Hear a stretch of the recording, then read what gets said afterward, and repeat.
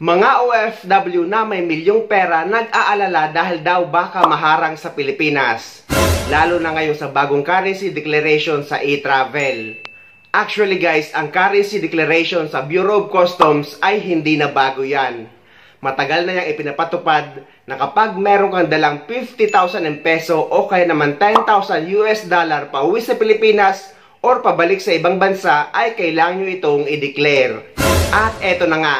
Ang tanong ng mga OFW na paano daw silang may dalang milyong pera, maharang daw ba sila sa customs sa Pilipinas? Pero sabay pa habol guys na nasa bangko naman daw kagaya ng BDO, BPI at iba pa. Ang sagot guys ay wala kayong dapat ipag-alala kahit milyones pa ang dala nyong pera kung nasa loob naman ito or nasa bank account nyo. Dahil hindi yan kasama sa kailangang i-declare at hindi rin yan nila pwedeng usisain dahil meron tayong bank secrecy law. At hindi rin yan kasama sa anti-money laundering dahil ang remittances nating mga OFW ay may tracing. At binayaran na natin yan ng tax pagpadala pa lang natin galing sa ibang bansa papasok sa Philippine Bank natin. Meron din tayong konting idea sa AMLA dahil nag-attend din ako ng seminar ng Anti-Money Laundering Act sa BSP Harrison nung minsan ako naging empleyado ng isang money exchange sa Pilipinas.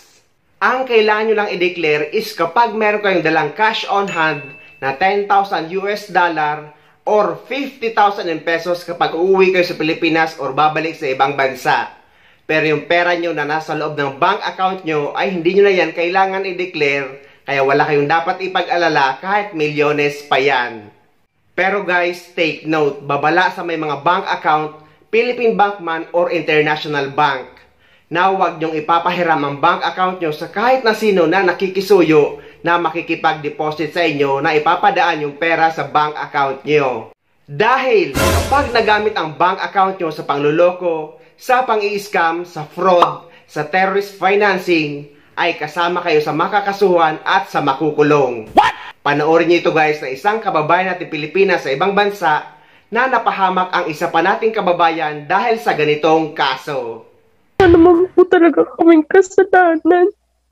Isa si Jessa, hindi niya tunay na pangalan, sa maraming Pinoy na nadawit sa isang malaking sindikato ng money laundering sa Taiwan. Kwento ni Jessa, ipinahiram niya ang kanyang ATM account sa isang kababayang kasamahan din niya sa trabaho sa pabrika. Nagtiwala umano siya na gagamitin lang ang kanyang ATM account para sa magpapadala doon ng pera. Kaya ang siste, dinedepositohan ito at wiwithdrawin ni Jessa. Kapalit naman nito ang kaunting halaga para sa kanya. Honestly, meron din naman pong balik yung pagpapahiram ko ng ATM. Parang pakonsuelo po. Binibigyan din po ako sa bawat mawi-withdraw ko. Hanggang isang araw, pina-withdraw kay Jessa ang mahigit 800,000 Taiwan dollars o katumbas ng mahigit 1.2 milyong piso. Dito na siya nakitaan ng paglabag sa fraud at anti-money laundering law.